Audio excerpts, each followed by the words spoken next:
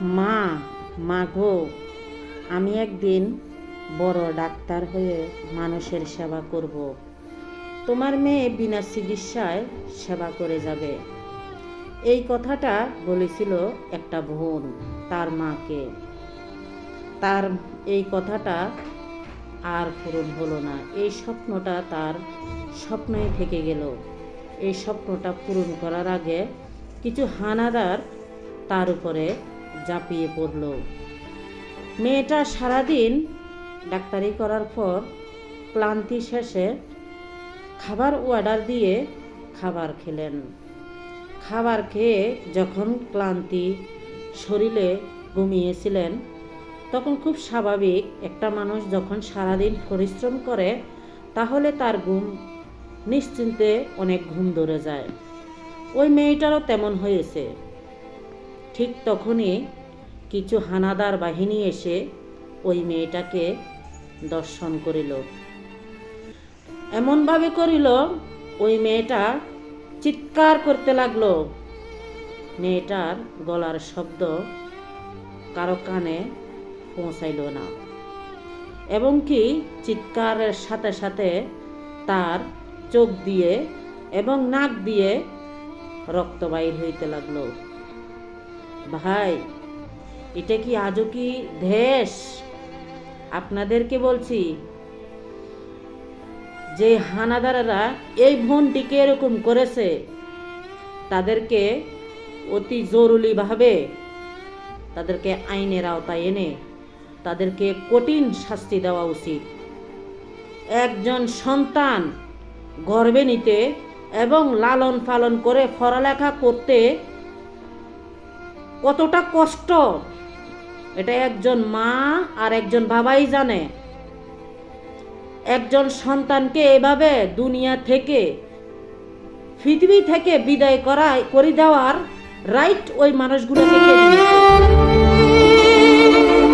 আল্লাহ তাআলার ডাকে একটা মানুষ মায়া ত্যাগ করবে। একটা মানুষকে কিভাবে নিচে করতে পারে? একটা মানুষের মধ্যে এতগুলা কিভাবে, কি বলবো আমি, রাক্ষসের মতো ঝাঁপিয়ে পড়েছে। রাক্ষসগুলা ওই মেয়েটাকে ছুঁড়ে খেয়েছে।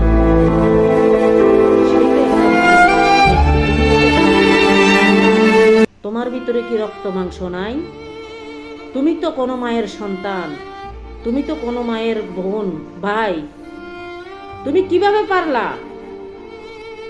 তুমি কিভাবে পারলা? যেই মেয়েটা ওই হানাদার ছেলেদের হাতে এই মেয়েটাকে তুলে দিয়েছে, ওই মেয়েটাকে কঠিন শাস্তি দেওয়া উচিত, যেন আর কোনো বান্ধবী এইভাবে কোনো বান্ধবীর সাথে ছলনা না করতে পারে। কোনো ছলনাময়ীকে দুনিয়াতে জায়গা দেওয়ার কোনো প্রয়োজন নাই। আমি আমার দিক থেকে জানি, আমার দিক থেকে বলি, একটা মেয়ে কতটা চিৎকার, মেয়েটা ভিডিও দেখে আমার দুই চোখের পানি ধরে রাখতে পারি নাই। এতটা কষ্ট, এতটা লাঞ্ছিত মেয়েদের জীবন। কিভাবে সবাই চুপ করে থাকে? কিভাবে আপনারা চুপ করে আছেন?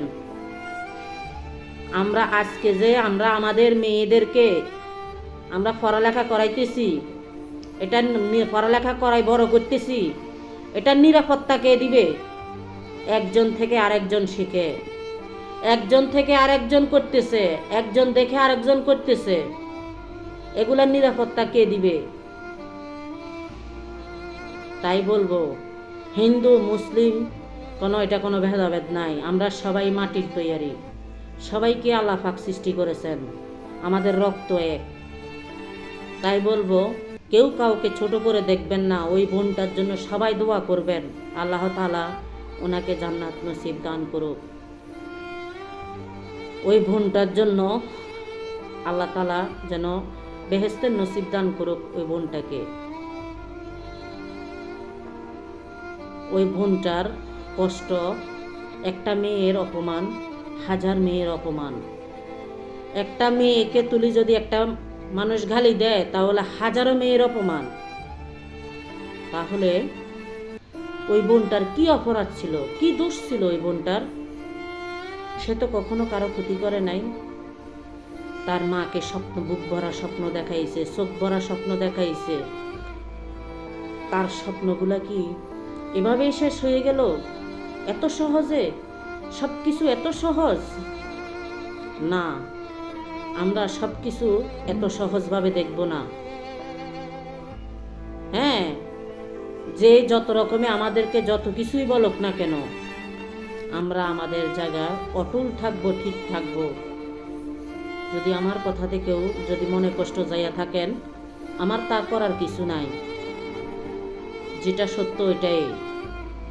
নারীদেরকে সম্মান করতে শিখুন। নারী আপনার মা, নারী আপনার বোন, নারী আপনার খালা, নারী আপনার নানি, নারী আপনার চাচি। আপনি একজন নারীর রক্ত মাংস খেয়ে এই দুনিয়াতে এসেছেন। যখন একজন নারীর প্রস্রাব ব্যথাটা ওঠে, ওইটার মর্ম কি আপনি জানেন?